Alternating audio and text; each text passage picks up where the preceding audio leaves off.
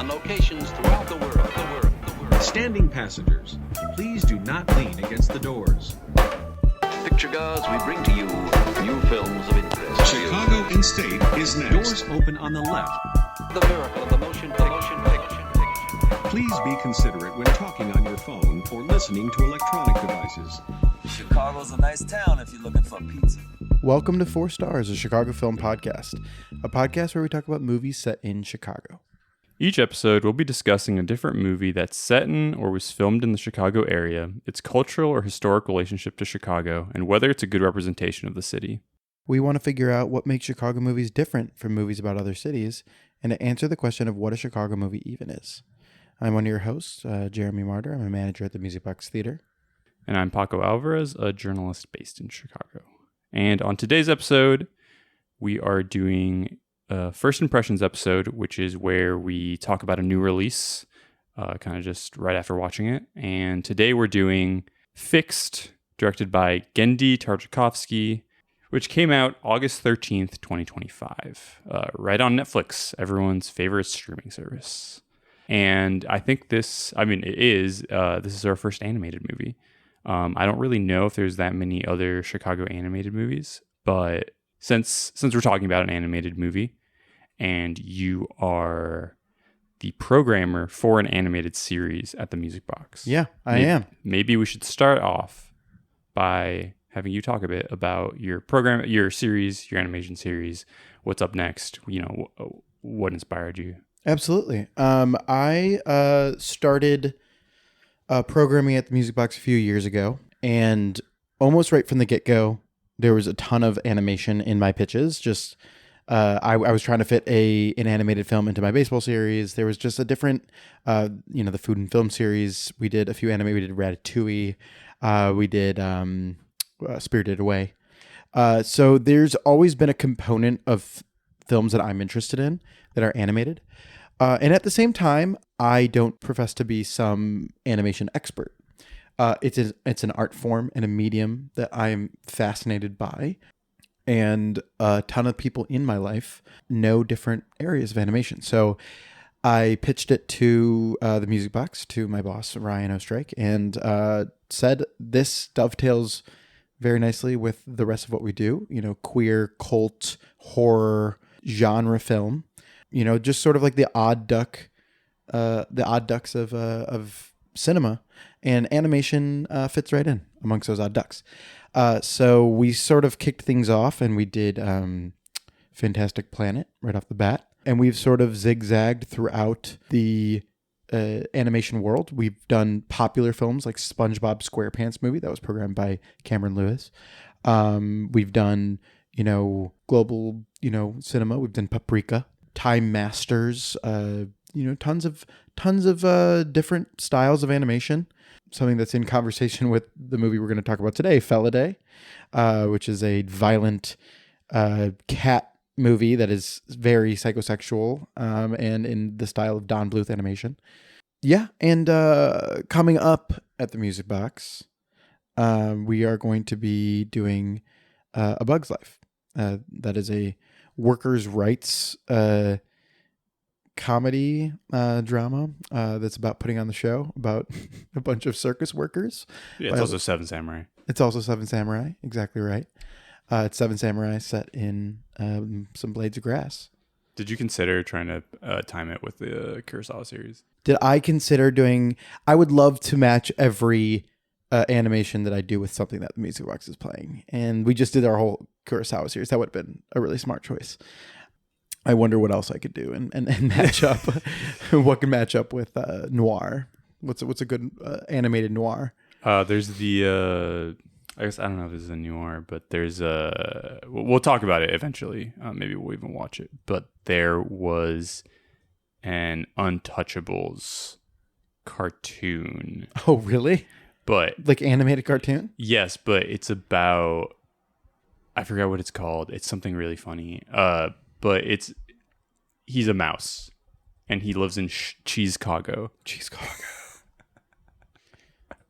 The dirty streets of Cheesecago. Yes. There's Who Framed Roger Rabbit. That's a good point. That would have been good. That would have been good. To time up with noir. I'm looking at a list here. It brings up Feliday, because Feliday is a noir. It's very classic noir. And then there's an animatrix sequence called A Detective Story. That would be cool. Yeah, just doing the animatrix would be cool in general. You should consider that. Yeah. But yeah, I feel like I was thinking about it because of this episode, because we knew we were gonna record about this movie. I feel like I've really appreciated your animated series because animation is definitely like, since I started watching movies like all the time a few years ago, I feel like animation is definitely the thing that I've watched the least and that like I know the least about. And so I've really appreciated your animated series because like I think without that theater setting, like there's a lot of these movies that you've shown that I wouldn't watch, or otherwise like I wouldn't even have heard of. Like the most recent one, Son of the White Mare, which is like incredible, and there's just no way I was gonna have to watch that on my own. Seek that out. Yeah. But I think, I feel like in general animation, I was thinking about it, and animation was definitely a part of my childhood, like really important. Yeah. You know, obviously I watched a lot of cartoons, a lot of Genndy Tartakovsky cartoons. Totally. And I don't know, I guess like maybe since I was a teenager, it's something that like whenever I watch an animated feature, like I'm really impressed by it and I'm really interested in it. But I guess like speaking about like how you like the kind of the CGI turn that like Bug's Life is sort of one of the, you know, on the way towards everything being kind of computer animated. Yeah. I feel like that was sort of when I started dropping off on animation. I mean, I guess I also grew up, but like, I don't know. Like I grew up like just like it turned the way you thought about these things. I often blame Shrek, a movie that's totally fine, and really fun. But what Shrek did to animation, it created a monster, really. Yeah, definitely. And the animation studios became multi-billion-dollar things, and sort of the experimentation of something like an early Pixar, it became crass commercialism, and you know that took a while to catch up to Pixar, because they went on this sort of a miracle run, which I still like. There's ones in there that I like and ones that I don't, but like it's some of them are very undeniable for me. But even the most like talented animators started being forced to make CGI films. Like Brad Bird couldn't get his 2D animated film, and Genndy Tartakovsky for years was trying to get 2D animation off the ground, and the studios would say no and push him to do CGI. Sony would push him to do, which he did this movie with Sony. So it just took Netflix to distribute it. Yeah, and I feel like part of I'm not an animation historian or expert, but I do feel like one of the consequences of the kind of computer animation turn is that there used to be more animated movies geared towards adults. Like when you think about like the 70s, like there were always like all these like fucking perverted ass like animated movies. And right. I feel like now most of them, like the only like computer animated like adult movie I can think of is Sausage Party. Okay. We should talk about that because I'm fascinated by the difference between this movie and A Sausage Party, right? Mm-hmm. They're both sort of going for the similar shock values, Yes. right? I guess to contextualize, so Fixed 2025. Yeah, the movie we're talking about today is Fixed. And it's like a kind of 2000s style like sexual romp comedy about a dog who finds out that he's going to be neutered, and so he decides to do one last night with the boys. Let's get away. Yeah. So it's got like a very the premise of the movie, according to some interviews with Tartakovsky, was he and his friends from Lane Tech back they all had graduated from Lane Tech many years ago, but they would meet up on like road trips or just like hang out like once a year, and they would just be like riffing, and he was like, wow, like we should write a script. Yeah, guys, this would be a really good movie. Yeah. And what resulted is Fixed, a movie about a bunch of dogs fucking. Yeah. This is a movie that feels to me like it should be a short. Yeah. It's something that he needed to get out. Genndy Tartakovsky is one of the most brilliant animators in the world, and can make whatever movie he wants. If he wants to make an R-rated dog fucking movie, I want him to make an R-rated dog fucking movie. I think that we are better off for him getting this made. If any, for any reason, at least so that it's off his plate, 100%. Like, I think we are now like, all right, let's roll the sleeves up. Yeah. And now, for me, the reason why we're talking about this movie today on the podcast, 4 stars, a Chicago movie podcast, chicagopodfilmcast, is because Genndy Tartakovsky grew up in the city of Chicago, and this movie is set in Chicago, and this movie is set in Chicago, and so we are just sort of exploring the idea of rendering Chicago as the playground for this world. It's not the most Chicago movie ever made.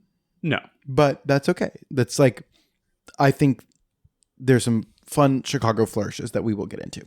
Let's take a step back though and talk a little bit about Genndy, if you're okay with that.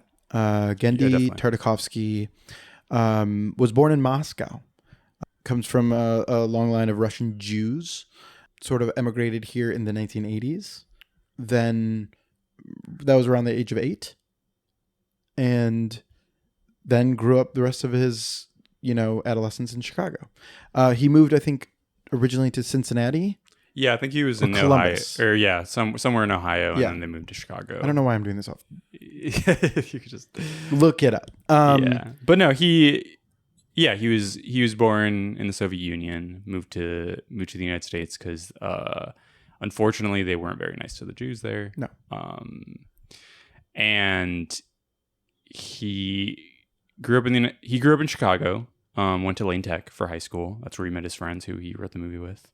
And then spent a few years in Columbia College, and then spent the rest of his career working mostly. I mean, I guess like the beginning of his career, a lot of it was in Cartoon Network and like Hanna-Barbera. Yeah. And that's where I was introduced to him. And I feel like totally Dexter's Laboratory is one of the most important animated shows of my childhood. Yeah, definitely. Same for me. I watched it so much, and it's so funny, like knowing more about his life and his backstory, because it's like, oh yeah, like Dexter kind of has like a Russian accent.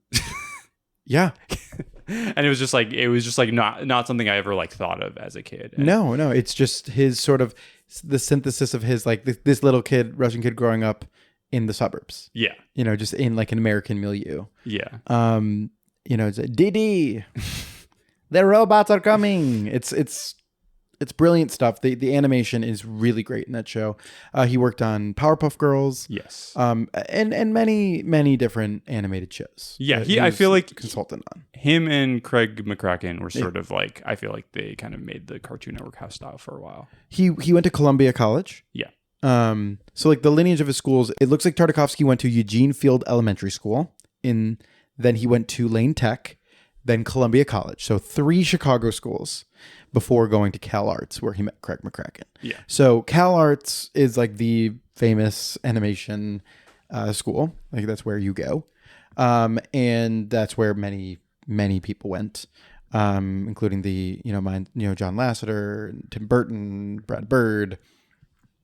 Cal Arts was an incubator for animation. So he developed his style alongside Craig McCracken, like you're saying, who was the creator on many different shows. He then went on to create Samurai Jack, which premiered in 2001. Yes. I feel like that was the turning point for him. Yeah, definitely. And I mean, to talk about Samurai Jack a bit, I feel like that was, for me, that was a super important show growing up. Just in terms of, I mean, I watched it all the time. It was like when my dad was super into animation, and so like he was always like on the cutting edge of like watching like random ass TV shows with me. That's really cool. Which animation did your dad gravitate toward? He was really into the kind of 70s underground comics inspired. What's the guy's name? Ralph Bakshi? Yeah. He like really he always talked about Frizz the Cat. Frizz the Cat. Yeah. He would always be like, Frizz the Cat is such a great movie. Yeah. He'd always talk about it. And he really loved Samurai Jack. And I feel like it makes sense because like he grew up watching Akira Kurosawa movies, like that movie. It's such like a great hodgepodge of influences. It's like a lot of like Western stuff and obviously samurai stuff. Yeah. I watched the last season. So Samurai Jack lasted from like 2001, 2004, 2005. And then I think it was put on hiatus. And then they brought it back in 2017. Yep. Adult Swim did. And they kind of made it a bit more violent, a little bit more raunchy. Yep. I watched the last season the past week. It's really fun. It's such a good show.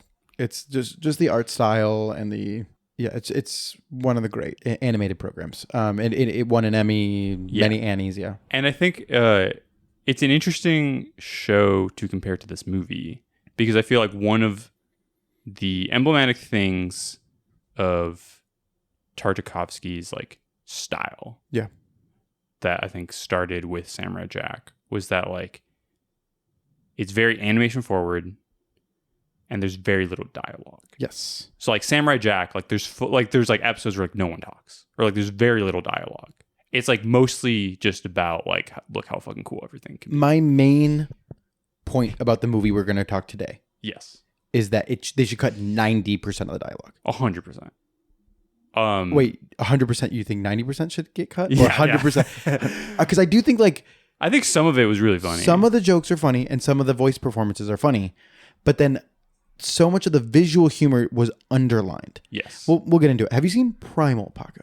I have not seen Primal. I have seen Star Wars Clone Wars. I always called it, as a kid, I always called it Clown Wars. Yeah. I thought it was called Clown Wars. Clown Wars. The Bozo Wars. Yes. I did love that show. Primal is no dialogue. Yes. I think this I've read that the second season has some dialogue. Little dialogue. Yeah. Yes, that is true. But I mean, the show is pitched on, it's Adult Swim. We could be a little bit more, we can treat our audience in a little more mature of a way that they can handle a show with no dialogue. It's one of the great pilots, in my opinion. It just is like truly a feat of animation. Primal is him at like peak. I feel like he really rose to fame through Dexter and Samurai Jack. And then I feel like kind of like early 20, I guess that's when he started doing the Hotel Transylvania movies. But I feel like he kind of like, I have good sort of background on that. Yeah. Is that Genndy, he did have these like like Samurai Jack, as much as we're praising it, was cool amongst animation nerds. Yeah. It wasn't a massive hit by any means. It like won an Emmy, so it was well respected. And so he became an insider fixer guy that the studios would hire to previs live action. Interesting. So he designed a lot of the like action sequences in stuff like Iron Man 2, which is otherwise like a pretty bad movie. Yeah.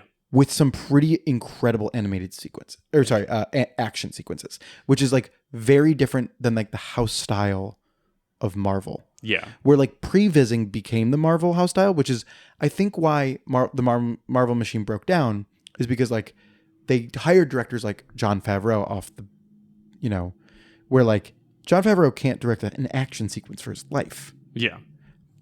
But you can hire someone like an animator to previs a bunch of cool shit happening, and all of a sudden your movie's more dynamic.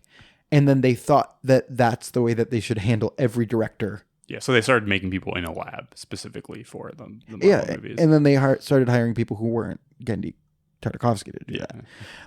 But he worked on a bunch of movies behind the scenes. And do you know who was hired to make the Samurai Jack live action movie? It's embarrassing who they had. In 2009, they were going to hire Brett Ratner. That's crazy. As the director. Damn. Of Samurai Jack. The wrong kind of pervert. Exactly. You need someone else, a different type. I do think that's so wild to me and pretty embarrassing. But Samurai Jack, finally got its final season, and that's good enough for me. Genndy then signed on to the Hotel Transylvania franchise. Do you know what, like, Was it his idea for a series? No, it was not. Okay. The Hotel Transylvania franchise was just like pitched in a lab. Okay. Like this movie is going to make a bunch of money. Like we have all like we have all of them. Yeah, we like, have all the Universal monsters. Well, yeah, and it's like none of them are copyrighted, right? No. So like you could just like make that. You can just make that. Yeah. You can't do the same characters. You can't do like the same versions of the Universal ones, but you can do the idea of Dracula, of, you know, the Mummy. You can do like the same creatures basically. And in order to make it, Genndy broke a bunch of techniques. He basically broke down the animated style of CGI. There's some really interesting YouTube videos online breaking down some techniques that he invented that are still used in modern animation, stuff that's like called like the Genndy blur, where they literally like when you like move your hand, there's like a little bit of blur on a camera to like simulate motion. And in animation, you like in old school animation, you had to like literally draw many, like it literally would become like a line. You're like the hand would become a line. Like if you see like Popeye punch someone through the air, they would become like a line and then they would like articulate again. In CGI, you can't really do that. You have to literally simulate many versions of the same person. So in stuff like Hotel Transylvania, he kind of reinvented CGI. Like he would apply animated techniques like squash and stretch. Interesting. And to CGI models. Because you literally are like, CGI is like closer to something like claymation. Yeah. Because you literally have a form and you have to move it around. Yeah. There is a really good episode of Blank Check, which does go into a lot of this stuff.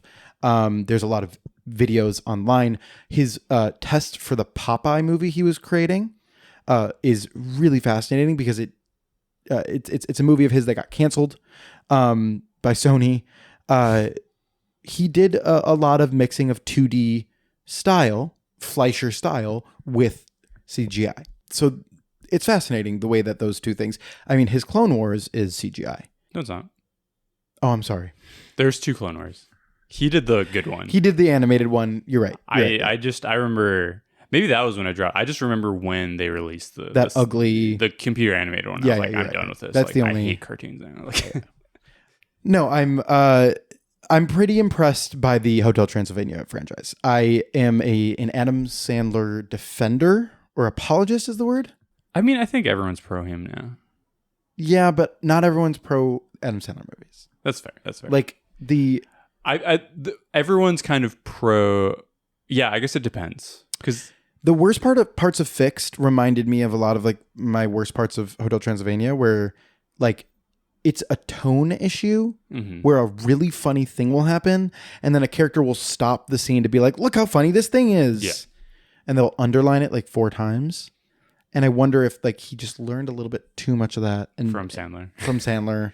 And just like, or maybe that is his style, is to like point at the thing and tell you why that thing is funny. Yeah. It just. Do you have more to talk about with Gennedy's style? Yeah.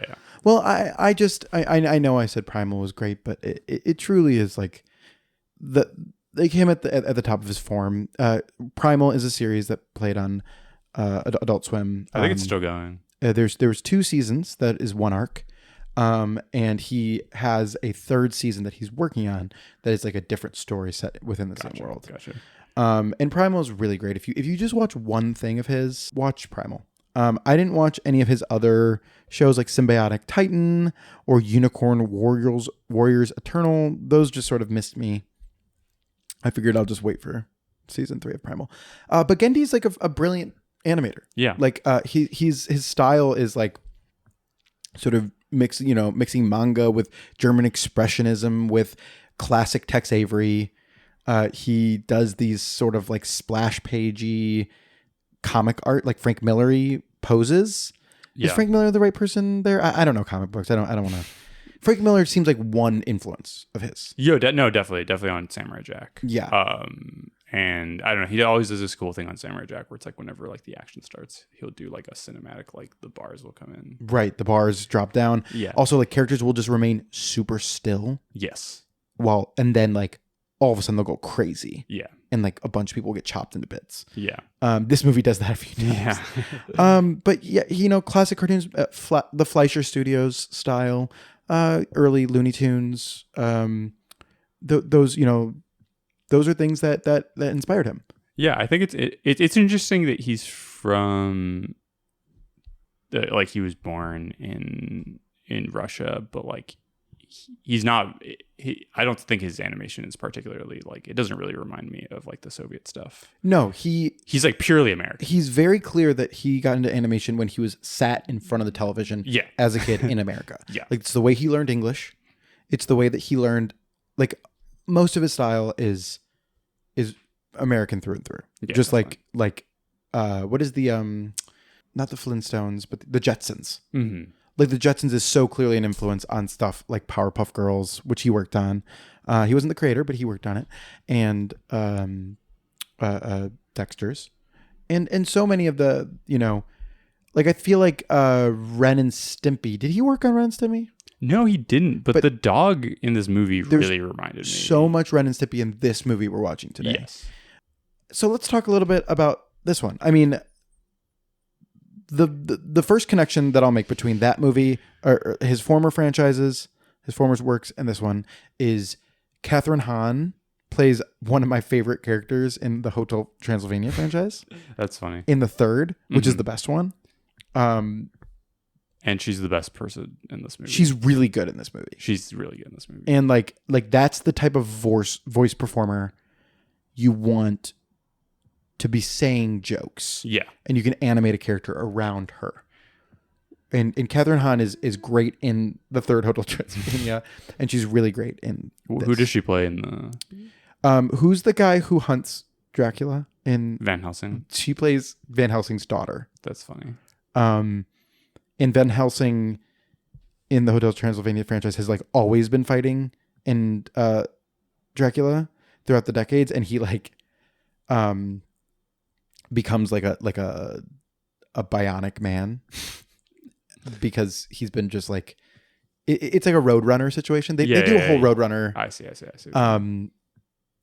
Sequence, and then Catherine Hahn plays his daughter. Who runs a cruise ship to lure monsters onto to kill them. That's funny. And that's the setup of the third Hotel Transylvania movie. That they're all on a cruise ship. They're all on a cruise ship because... So she's the villain? She's the villain who becomes the love interest of... Dracula? Yeah. That's crazy. It's awesome. It's so good. So like, no, does anyone die in these movies? In the Hotel Transylvania? Yeah. No, like the villains always become kind of part of the team. It's like eventually. a Fast and Furious type. It's exactly like... Thank you for bringing up Fast and Furious. It's just like Fast and Furious. Who's the villain of the first one? I'm trying to remember. But the villain of the second one is... what's his name? Brooks. Is there no villain? It's just like Andy Samberg. No, Andy Samberg is the human character who comes into the monster's world in the first one. Isn't that just the whole plot? That's the plot of Hotel Transylvania. Yeah. Hotel Transylvania, Drac runs a hotel for monsters. Then a human comes and his daughter, played by Selena Gomez, falls in love with Andy Samberg. Yada, yada, yada. There's a thing called zinging where they like, you like lock in on another person, you fall in love with them, and like you like, it's like sort of imprinting. And like, that's like what Dracula does to Catherine Hahn's character. Nice. Yeah. This is good stuff. Anyway, fixed. Man, I Hotel Transylvania is one of those things where it was the middle of the pandemic. Mm-hmm. I was sleeping at Caitlin's house. Mm-hmm. I had like tested for COVID. Then I stayed at Caitlin's for like a few days, and she was asleep, and I turned on Hotel Transylvania 3 because it was on Netflix. And I was laughing, and I woke her up. She was like, what? She like looked at the screen and looked at me like I was insane. And I was like, I don't know what's funny. There's like an airplane. It got gremlins on them. Like, I fully feel crazy. And then like I dug into why I liked it a little more. You found a reason eventually. Yeah, like I could justify it through my love of Genndy, but but like it's like they're dumb comedies. Like there's so much bullshit in them that is aimed at kids. Yeah. That like the cultural understanding of Hotel Transylvania. I think the thing that you were talking about before, Paco, about when you fell off on animation, I do think that there is still plenty of animation that's geared towards adults, but the mainstream animation is talking down to children. Yeah, there's like the Emoji Movie effect. There's that type of movie. The Minions. I completely forgot the Emoji Movie. That's a crazy reference. Yeah, there's just like, you know, Trolls. There's a thing where it feels condescending. No, definitely. I feel like I was thinking about this the other day where it's like, I mean, like the fact that like my dad could watch Samurai Jack with me and be like entertained, you know, like I feel like there were a lot of cartoons when we were a kid that were kind of like aimed at children, but like could be watched by other people and sort of like, or there were cartoons that were kind of violent and like aimed towards like teenagers and like kind of like a middle ground. And now I feel like that middle ground is gone. And at least like a lot of animation is geared towards children or like adults. I think that encroachment started a long time ago. Yeah. That's the Jeffrey Katzenbergs working at Disney. Mm-hmm. Like there was a lot of like the reason why Brad Bird quit Disney the first time, the reason why Tim Burton didn't fit in there. Like there was that encroachment early on when they were moving away from like, especially in American animation. Yeah. And it took a while to catch up and calcify into what animation is. Mm-hmm. And I think the difference is that like it's becoming harder and harder to find animated things that don't feel like just not for you. Yeah. You know, I've persevered and watched a lot of bad animation through the years just because I just have a love for it. I feel like anytime there's an animated movie, you go see it. I'm somewhat interested. Yeah. See, I've seen one Minions movie. I think I've seen the Despicable Me I've seen, but that style, that what animation studio is that? That is not the one that did Secret Life of Pets. Which is, I was thinking about that like with this movie. It's very strange that there's so many movies about this concept. Mm-hmm. It's just like an animation style that I find revolting. And What's it called? It's like something with an I. Illumination. Yeah. There we go. They did the Mario movie, right? It's too soft. It's too. I don't know. There's just something about it that annoys me. Mm-hmm. And it's very easy. Today I just watched Boys Go to Jupiter, which is a really delightful movie that I need to rewatch because I was so tired in the theater watching it. But that's something that's it's a movie, an indie movie that's animated purposefully in this like corporate style. It's like the whole thing is like commenting on gig economy stuff and Interesting. incorporations and you know. But it's also just like really stupid. Sorry, what was that fucking movie you were obsessed with? That video you were obsessed with in high school? Which one are you talking about? With the logos. Oh yeah. Oh my god, I was obsessed with that. Where like the logos are like they're like it's like fucking killing each other. Yeah, the Jolly Green Giants nuts. Yeah. It won the Oscar for best animated short film. Yeah. Sorry. It was called Logorama. Yeah, Logorama. Jesus, I forgot about that. But Boys Go to Jupiter is a much gentler movie, but it's animated in Blender, and Blender can really easily render stuff that looks like a pillow or stuff that looks like plastic. That is like what Blender does well. And I feel like Illumination is just Blender effects, but with like a bunch of soft filters on it. So everything just looks really soft and cuddly and like boring. Yeah. And what Genndy does is very different. What Genndy does is he takes the models for CGI and he transforms them. And the Hotel Transylvania franchise, as stupid as it can be, is full of really cutting edge animation and really interesting stuff that affected and made CG animation more interesting. And I think within the animation world, he's very well respected. Now, there is a whole contingent of very annoying people about animation. I don't want to... Like, I am someone who is a champion that animation is cinema. Yeah. It is. It is a medium. It's not a genre. There's a type of people who are like, oh, like my dad, who's a very well-meaning person about it, but he always says, what, cartoons? Like, you're watching another cartoon, even if it's like a very, advanced, you could be watching Persepolis, and he might be like, you watching this cartoon again? Yeah. He doesn't sound like that. My dad sounds like this.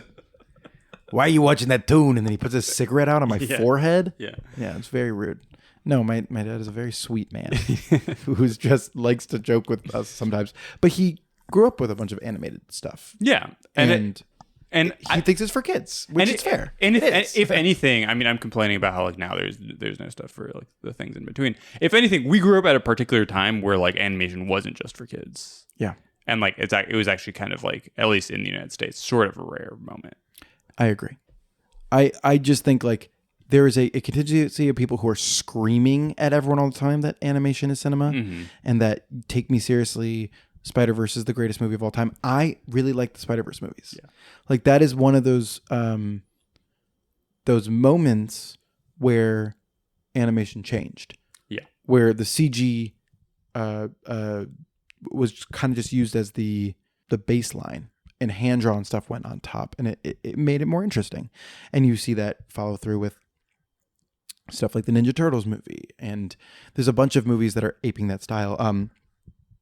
I was complaining about Shrek, but the Puss in Boots movie does that, where they like it's a more interesting animated style because they do blender effects over on the top, you know. So anyway, I'm complaining about both sides of like people who are just like need to relax a little bit about animation and people who are just like completely dismissive and assholes about it. And the truth is that like animation, like all cinema, has good trends and bad trends. And yes, it should be taken seriously alongside. Like there should be less genre snobbery in general. There should be like horror movies should be considered, sci-fi should be considered, all these things. But people are a little bit intense, and so like Fixed comes out, and there is a contingency of animation people who just are horribly offended, and hate this movie. So that is like mostly what I'm saying. Like juvenile? Yeah, it is so juvenile. Yeah. But just are like, how could they? They're like dragging the form down. How do you use your clout in hand-drawn animation for this? I see. I guess that would probably be solved if there was just more hand-drawn animation. But I feel like this movie, regardless of all its problems, I feel like it fits into a really important strain of animation, which is that it can be really perverted. Yeah. And I feel like because everything is kid stuff now, like that stuff isn't explored as much. But it's like when you look at like the movies that like my dad would always talk about when I was a kid, like that Ralph 70s. Bakshi. Yeah, like that 70s kind of like the based off like the Comics Underground stuff. Like I feel like that stuff was like super perverted. Like animators are like some of the most perverted artists, and like even like the kid stuff. It's like whenever have you seen that? There's a really funny like early drawing of Stitch. Do you know what I'm talking about? No, I have no idea. Tell me about it. There's like a really funny early drawing of Stitch where it's like the artist was like mainly working on like the sister and like made her like super hot, and then there's just like a tiny little creature that's Stitch, like, but it's just like clearly like not like the focus really of his attention.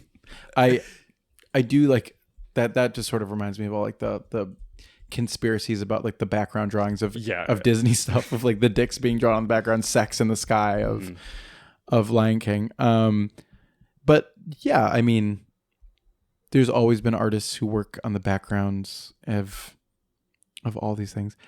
It has been a tightly regimented and controlled art form because of its association with children. And also, I think because of its cost. Yes. I think just like economically, it's really hard. Like, especially since the CGI turn, like it's hard to fund that. Yeah. And obviously you get, I guess like now it's a lot cheaper because of stuff like Blender, and like you could have something like Flow, which is like pretty much a one-man show, you know? Yeah. I will say Sausage Party is born out of the economic side of this. Yeah. Where like the studio who did Sausage Party promised cheap, quick animation. Mm-hmm. And it's some of the worst looking animation.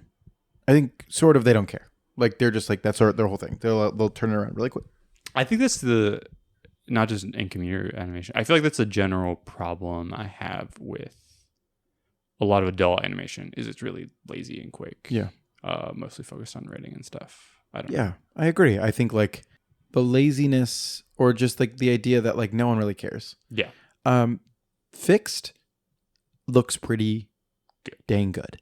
They did care. They did care. I was like, sometimes you're seeing like balls jiggling and like bouncing up and down. It's like someone did that. Some lovingly rendered balls. Yeah, like they were hand drawn. If you balls. do not want to hear Paco and I talk about dog testicles, orgies, sexual acts, piss shit, all that stuff, stop listening. Or skip ahead to the end. This movie is full of all that. Yeah. This is a raunchy sex comedy about dogs. Yes. And when I heard that announced, I was like, hell yeah. Like there's always been like a horny edge to Genndy stuff. Definitely. And now after seeing Fix, I'm like, maybe just leave it as edge. Yeah. You know? Yeah. Maybe leave it as shading, but I'm happy he got this out. Cause like it's fun. It's a fun exercise. It's just crazy that a room full of adults had to hand draw all that. No, I know.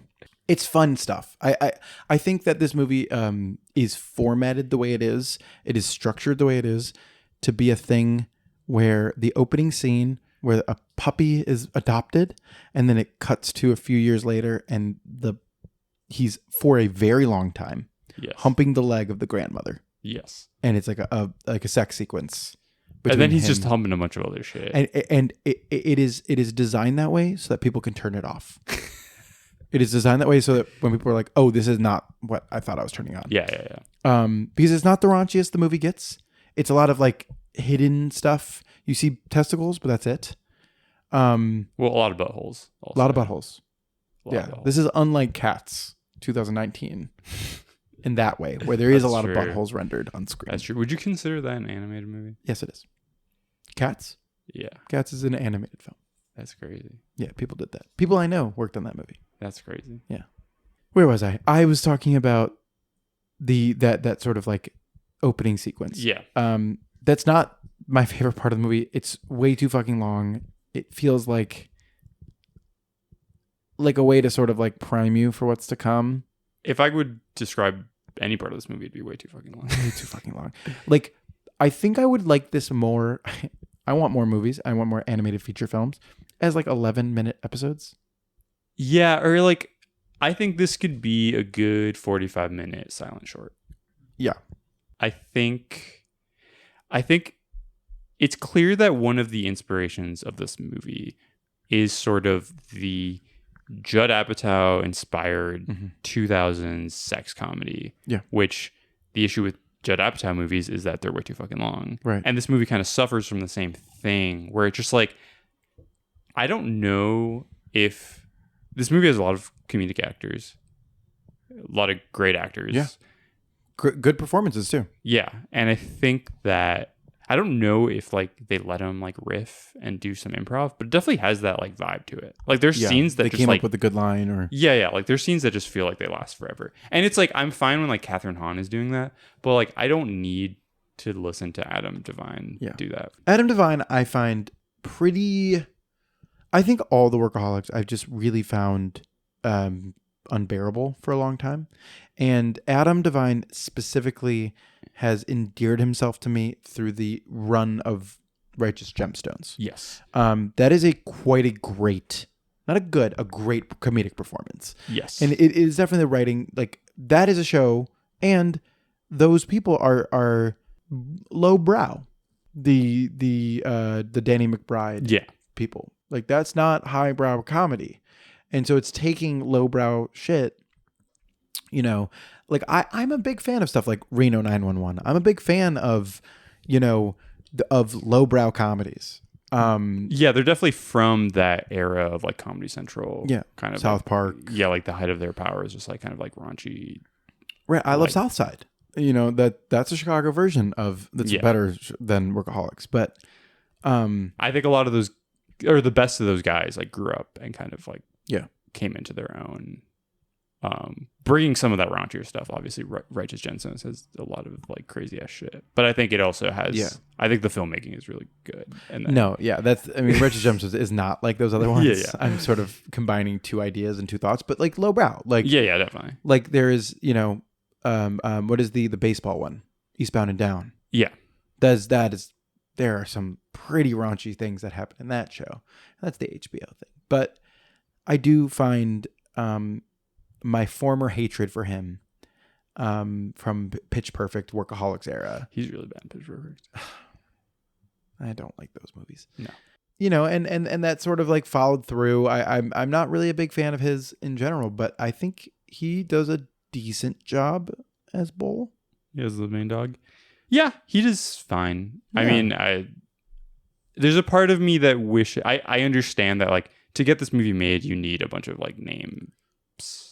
I do wonder if it would just be better if it was just like voice actors. Voice actors? Yeah. Yeah. At least for some of the characters. Like the cast of Futurama. Yeah. Just like Chess McNeil. Yeah. I just like, why isn't Phil Lamar in this? Phil Lamar. Like he should be something.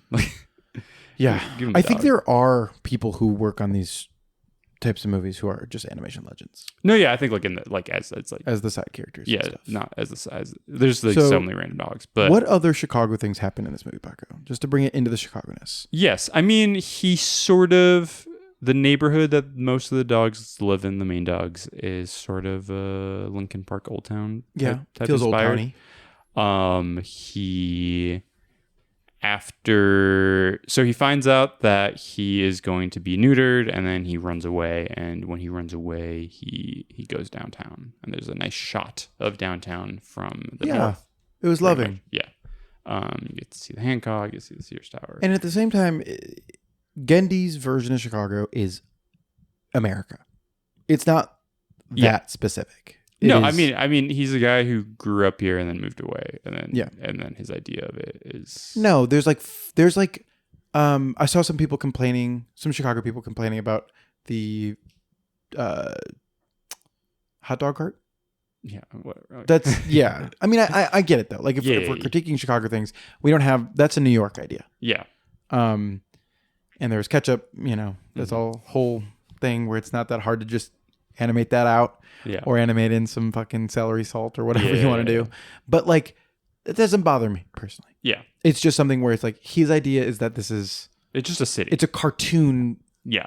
Like an old school cartoon scene. Yeah. Of a fair. Yeah. Or of downtown. Yeah. But then there are things like the bridges that are recreated. The marina like the towers. Yeah, the river. Yeah.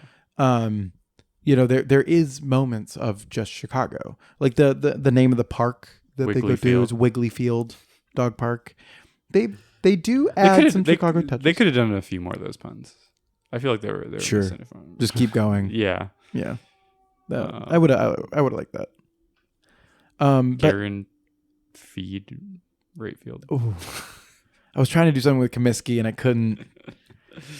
Yeah. I do think that it's like surface level Chicago, and that's fine because it's a cartoon. Like it is literally just a cartoon. Like it's not to be my dad about it. Yeah. It's a cartoon. Yeah.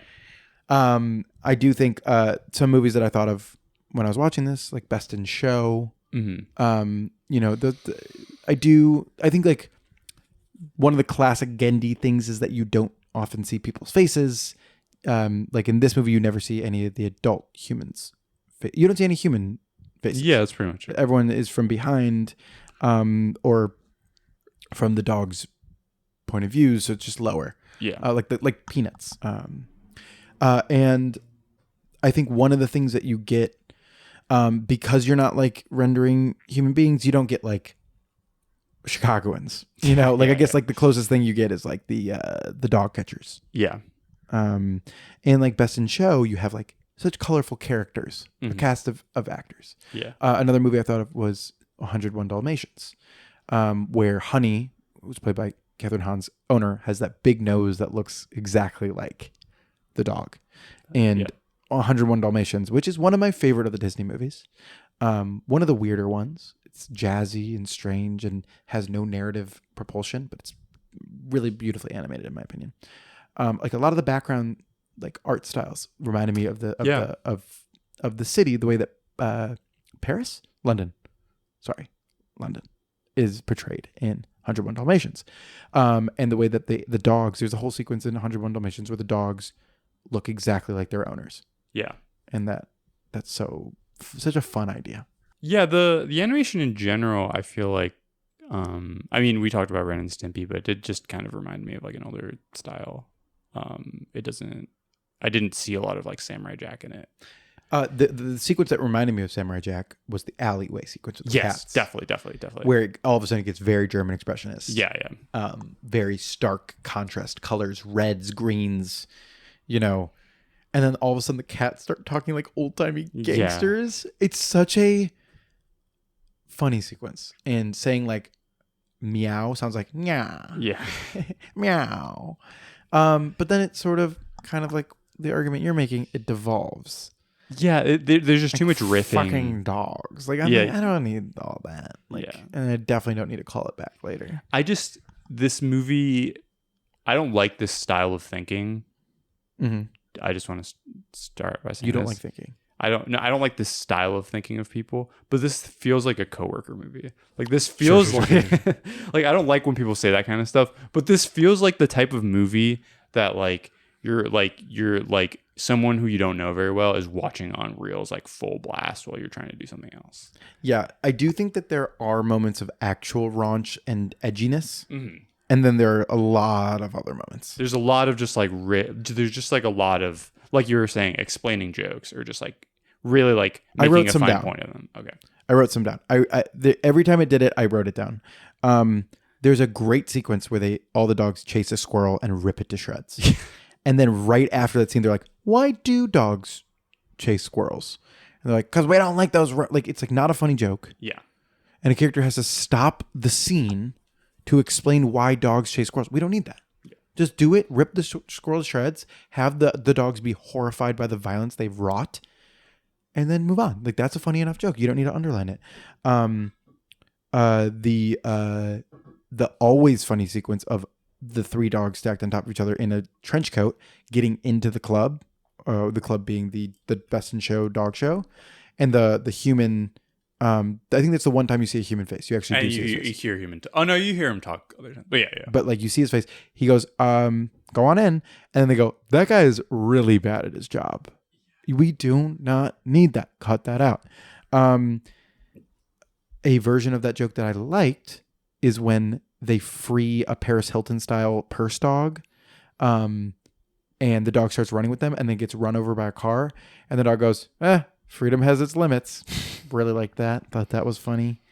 Yeah, there was just like kind of too many of those underlining moments for me that I just the dog dominatrix in the sex club. In the dog strip club, there's a dom. Yeah, there's at some point they go to a it's like a brothel. Yeah, for dogs. What's the which movie is it? Goddamn, Aristocats, where it's like the. Have you seen Aristocats, Paco? Not since I was a child. There's a sequence where they go to a house and there's like the band. And it's the everybody wants to be a cat. Mm-hmm. You can put that in the front of the show as well. I love that sequence, and that sequence has the same coloring. Oh, interesting. Of like the club lights, mm-hmm. where it's like I mean it's so much better in Aristocats, but like where like they literally crash down levels of the house, and it feels like an homage to that, but then it's like I don't know, it looks worse. Yeah. But there is a really funny moment where there's a dominatrix dog. Yes. And the dog's like telling the other dogs to like sit, stay, roll over. And the dog is really small. And the dog's really small and screaming. Yeah. At the other dogs, and the dogs are like rolling over because the dog's telling him to do that. And then again, underlining the scene, they go, "That's really hardcore." Yeah. That's too hardcore, or something where it's just like you're killing the vibe. Yeah. Yeah, there was just kind of one more example of this trend in this movie. There's another sex worker dog who comes in named Molasses, And that's a funny enough joke that the lead, romantic lead, is named Honey, and this dog's named Molasses. That's enough. They have a character go in and be like, Molasses, that's basically another version of Honey. They literally say the thing out loud. Yeah. Instead of just letting you get it. So that's just my main issue with this movie. Yeah, just the writing, just in general. Some of the jokes are funny. Some of the jokes are funny. What did you think of the fact that there was sort of a kind of traditional romantic Subplot? like they hit kind of those like romantic comedy beats. I'm fine with it. It makes sense to me to have that be your like spine of a movie that you're writing. Mm-hmm. Is that it's not just a dog that wants to fuck. Yeah. Or he's scared of fucking. He is a little scared of fucking, which feels very classic this era of, Yeah. and by this era I mean early 2000s. You have to be a little scared of sex. Yeah. Even though you're horny. You know, it's like you have to then actual sex happens. But this movie is also like, unlike the comedies of that era, not villainizing the. Oh my god, I'm sound so stupid here.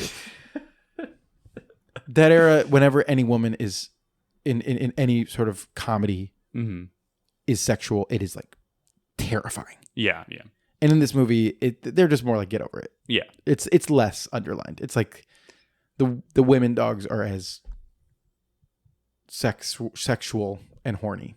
And then there's this intersex dog moment that I thought was going to be horrible. Yeah, I was really, really worried. I was primed for it to be really bad. And they're like correctly using pronouns and voiced by River Gallo, who was an intersex. Who's an intersex actor. And it's just like, I don't know. I don't want to give this movie too many props, but it's just like in this time, in this age, considering how far we've come from some of the worst representations of trans people, of intersex people, of non-binary people. It just felt like, you know, it's all stupid. You know, that dog's also getting its rocks off. It's not like, there's just like a leering moment at the beginning that I was really afraid of. Yes, I wasn't and sure. I thought the reveal was going to be that the dog was not the gender that it appeared to be, and then it became an intersex thing where it was like this dog has both, you know, reproductive organs, and that is then the other dog just accepts it. Yeah, and then you're just like, okay, like they have sex. I don't know. It was special. Yeah, it was an interesting scene. It was definitely something that. And let's give a round of applause for this movie. Yeah, it's definitely a thing that like in a movie. In one of those like sex comedies, they probably would have made. Though I'm not sure. I'm remembering now. There's actually in Freaks and Geeks, the Judd Apatow show. There's you know, every other movie, from the 80s, 90s, and 2000s had some, including some of my favorite shows. Rewatching Futurama, there are such horrible jokes about trans people in it. Interesting. There's you know the like. It's just like anytime you're talking about someone having genitals you wouldn't expect, it's almost always a terrible joke. Yeah, it's some terrible joke. Whatever. Are there other moments of this movie that made you smile, Paco? I liked Idris Elba, the great actor. I feel like this is just a little Idris Elba sidebar. I love him. Anytime he's into something, I'm super excited. I feel like we're canceling the apocalypse. I feel like whenever he just has such a gravitas that you think he's kind of more highbrow than he is, because he's in like the laziest. He's just like in like he's a silly goofy guy. He's a DJ. He's a DJ. He's Knuckles. He's just like if you look at the past few movies he's done, and it's really funny. Yeah, it's fun. He's fun in it. I like that he plays the tough guy. Yeah, but like they give him like the psychological, like he was the runt of the litter. Yeah, he wasn't able to nurse. Yeah, he keeps bringing up his mom wasn't able to nurse him. That was really funny. I thought Bobby Moynihan had some good line reads in this movie. He was funny. I did not really like Fred Armisen's dog Fetch, the influencer. Although he did have a funny little Cubs outfit on at one point. Yeah. I think like they should have just let him have different outfits. I just don't think he should have talked. I wonder. I mean, I think just none of the dog. I get that. We get one shot of the L yes in this movie. I like nice. that. We get like maybe outside the Chicago. They should have gone to the theater. bean. The dog should have gone to the bean. That's how you know Genndy left before the bean because he didn't put the bean in here. Yeah, he didn't give a shit. Maybe it would be Gendy's too on the hard right to side of animate. history. Yeah. Or they would have made a joke about a clit or something. Yeah, you're right. There's so much. It's really hard to like underestimate or undersell how embarrassing it is to watch this movie. I know. Or it's like I started watching this and I was like, "Fuck!" Like my mom's gonna watch this. Like I know. Like the people, like if someone, We should put like a big disclaimer up like front. you do not have to watch this movie. Like Yeah. something. Warning. Yeah, it's just hard. There's just like so much like graphic dog sex. There's a lot. Yeah, and like it's like dogs like having sex human style. Yeah. It's just really like It's kind of awesome. yeah. It's kind of I like the idea of it more than I Totally. like watching it. no, yeah. I mean, to be clear, I'm not finger waving or being like I'm really into this. Mhm. It's just something where I'm like, it's crazy that he wanted to make this movie, Yes. and it's so clearly underpinning so much of the work of people like Tex Avery, Chuck Jones, of other animators who were like, I'm so horny, like that, Yeah. that style of animator. Mm-hmm. That's so interesting that like when a Ralph Bakshi gets to just make it, he gets, I mean, they should have told that guy no sometimes. Yeah. I've seen some of his movies. But I love Bakshi. Did he do Cool World? He animated Cool World. Yeah. He did not direct That Cool movie is fucking insane. That's too much. But there's things about Cool World. That movie was That that movie was like totally taken away from Okay. the people who are making That movie has a really good soundtrack. it. There's great stuff about Cool World. I kind of want to do that for the animated series. I think it'd be good. But Fire and Ice, American Pop is so good. I can fuck with Fritz the Cat. There's just like stuff that is very, how to put it, racially insensitive about a lot of his works, but it is clearly satire and trying to poke you in the eye about it. This movie, to its credit, had no race stuff pretty much. There was one moment with crows where we got very tense, and then they animated the voices of the crows to be like, we were like, oh god, I was worried. What else? Yeah, what else is there in this I don't know. This movie's stupid. Yeah. It's fun. It's funny. I miss comedies. I miss jokes. Yeah. I wish that this was 90% dialogue free. Yes. And I that- wish it was, if it was 45 minutes and they kind of don't. An hour. Because it takes like, Just 1 hour. it takes like 30 minutes for them to actually get the plot in gear. I know. Like the first 30 minutes are them just like hanging out, which is fine when it's just like Seth Rogen or something, like Yeah. live action. But when it's like a bunch of Get like, to the fucking dog show. yeah, I know. But what scenes would you cut out? a lot of the opening, Yeah, the dog park and stuff. the dog part, Setting just up the them Beck hanging Bennett out. character. Yeah. I would just kind of cut out his scenes. I don't find a lot of the humor in this funny, No, that's a big part of the movie. but I found it interesting. Does that make sense? Yeah. Where I was like, this is interesting that this is happening. It is interesting that they went with this route. Well, I think what's More than something like Sausage Party, which I don't find interesting. The whole big orgy scene at the end of Sex Party. I find it really irritating. I think part of what makes it so interesting in this case is that unlike a live action comedy where you can just do riffing and you can just have like these like raunchy jokes and you can just have people like playing off each other and just like kind of make things last forever, is that like they had to animate this shit. Like know. it took a lot of fucking time and took a lot of fucking money. so and like that's what is the most interesting is like the sheer amount of like labor that had to go into a grizzly bear doing like a strip show while it's like I kind of liked that. the balls were bouncing up and I kind down. of liked that. There was a bunch of visual stuff in this movie. I just like the way like the lips move, the way the feet move. There's just visual stuff. I really like the scene where I didn't necessarily like that he got skunked, the Bobby Moynihan character. But what I did like is that his eyes, the pupils became little mouths and screamed. I laughed so hard at that. There was just little things like that where like Hotel Transylvania is the same way where like the stupidest thing I've ever seen will be happening and then a moment will happen and I'll just start laughing. And I'm like, that's funny. And like Hotel Transylvania is like stupid in a different way, in a childish way. I don't know. 5 out of 10. Yeah. 4 stars. 4 stars. 4 stars shaped like buttholes. Yeah. Dog's buttholes. 4 There's dog butthole stars. We didn't talk about the buttholes enough. There's a lot of buttholes. A lot of butthole stuff in this. Yeah.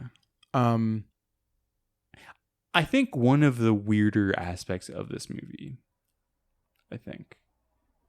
speaking of like how animators or artists are, all artists are perverted in some way. Sure. And it shows up in their art in different ways. What was most interesting about this movie is that despite how raunchy it is and despite how sexual it is, I actually don't know what exactly Genndy is getting out of it. You know? I know. It doesn't feel like sometimes you'll watch like an animated movie or like just a live action movie and you'll be like, I know exactly what this person is like kind of like sublimating into this artwork. With this movie, I was like, I have actually no idea. Can I give you a take? Sure. It should have been more Ralph Bakshi. It should have been dirtier. Yeah, I kind of agree. Where it sort of pulls its punches a lot. Where it'll hit you with like a crazy moment, but then so much of it is sanitized and literally clean. Yeah. Where they should have just like, at least like, if you're going to do like the clean sanitized stuff at the home, and then when he goes out on the streets, I don't know. I don't think I would like watching that more. But it would have something to say. It would just Yeah. like, it would have some element. And I do to feel it. that way about Bakshi when I'm watching it. I'm not always enjoying myself. Yeah.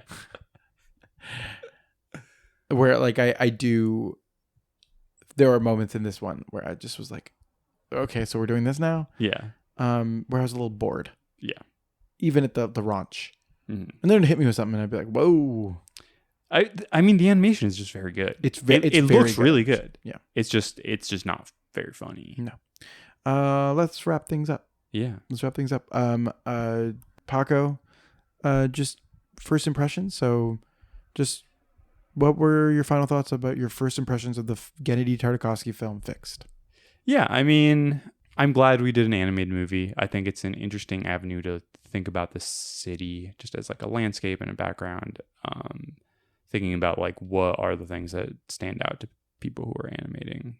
I really like Genndy's work. I'm glad that I got to watch the last season of Samurai Jack. I've been meaning to do that for a while. But the movie is just so long. The animation is really good, but it doesn't really make up for the script or the jokes or the comedy. If I were to give this a rating, I'd probably give it 4 buttholes, kind of like the stars on the Chicago flag. I'm somewhere with you on that. I really respect Genndy Tartakovsky as an artist, so much so that I'm willing to I'm going to ride with him no matter what. I really hope that someone like Brad Bird can get his 2D animated noir done called Ray Gun. So I was really rooting for this to be a hit. Luckily, it's on Netflix, so it doesn't matter either way. Yeah. I hope enough people watch it that they don't completely bury Genndy for his next couple things. Supposedly we're getting a Primal Season 3. I will say there were moments of this movie that I was just like, I kind of miss comedies. Mm-hmm. And there was enough Chicago stuff that it felt justifiable that we were watching it. Yeah. My biggest fear was that we were going to watch it and be like, why did we watch this movie for this podcast? The first 30 minutes were kind of rough. I was like, rough. It could be in any backyard. Right.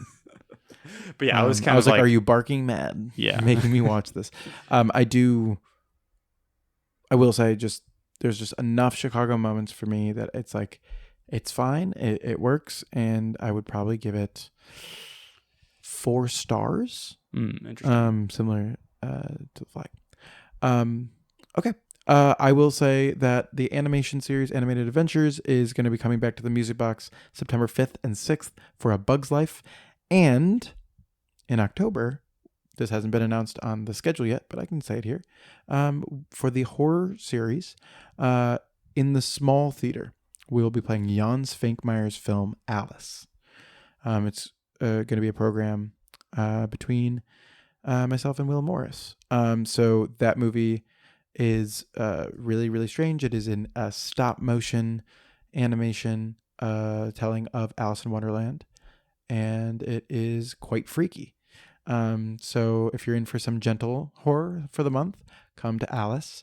And then I have some very cool animation stuff in the works with John McDevitt for Super Horrorama. So just keep an eye out for more animation in the near future. Anything for you, Paco? You want to plug anything? No. Excited for the Bears season? No. They're going to be good. Sure. Ben Johnson. Was the bear, do you think, a Bears joke? It felt like a Bears joke, no? Yeah, maybe. The stripping bear at the end? I guess it would make sense. It would make sense. It made no sense. Yeah. Or was it like a bear? No, I don't think so. No, I think. I don't think so. No. Anyway. I'm excited to. Hopefully, I will see Hard Boiled. Yeah. Next week. There's going to be some good stuff. So I might have plans both days, but hopefully I can go see it. Amazing. All right. Thanks for listening. Hope you did not watch Fixed, or if you did, hope you had a good time. You can complain at chicagopodfilmcast at gmail.com. Send in your hate mail. Yes. Or your love letters. And if you give us 5 stars on 5 stars for 4 stars, as we like to say, we will spay and neuter your dogs.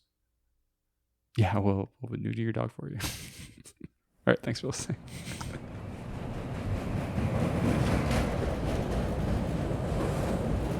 Please be considerate when talking on your phone or listening to electronic devices.